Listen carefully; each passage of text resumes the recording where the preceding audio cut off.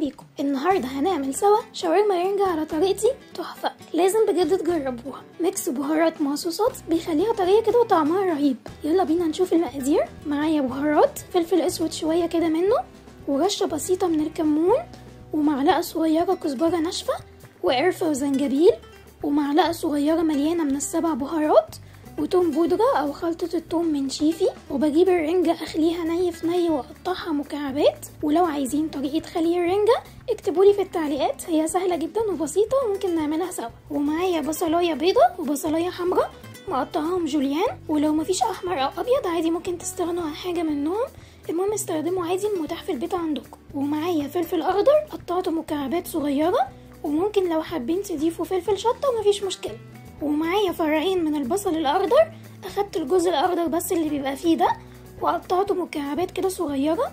ومعايا طماطميه كبيره قوي او 2 وسط متقطعين مكعبات. بجيب الوok بتاعتي وبحط زيت زيتون او زيت عادي المتاح في البيت تمام، وبنزل بالفلفل الاخضر والبصل واشوحهم. وانا مش عايزاهم ينزلوا ميتهم ويشربوها، عايزاهم يبقوا محتفظين بيها علشان يخلوا لحمة الرنجة طرية معايا، فيادوب بس يتبلوا بسيط قوي. وهننزل عليهم بالرنجة، وبعدين هحط البهارات واقلب كويس. واخر خطوتين معايا بنزل عليهم بالبصل الاخضر والطماطم وبقلبهم فيها. وانا هنا مش عايزاهم يقعدوا كتير على النار، يادوب بس هحط الصوصات واقلبهم كده واحسهم ان هما اتشربوا من بعض، وهقفل النار على طول.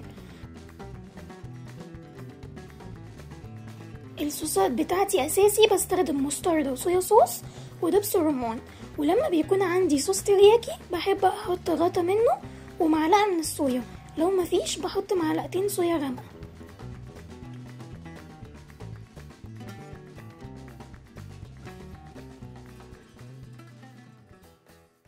طبعا الوصفة دي ما بحطش عليها ملح اطلاقا، حتى لو الرنجة مش مملحة وعدبة برضو ما بحطش ملح. جربوها، ونصيحة مش لازم عشان فيه مكون ناقص اني ما جربش الوصفة، ممكن عادي تعملوها باللي متاح في بيتكم وتطلع برضو جميلة جدا ورهيبة. اتمنى تكون الوصفة عجبتكم، وبالهنا والشفا.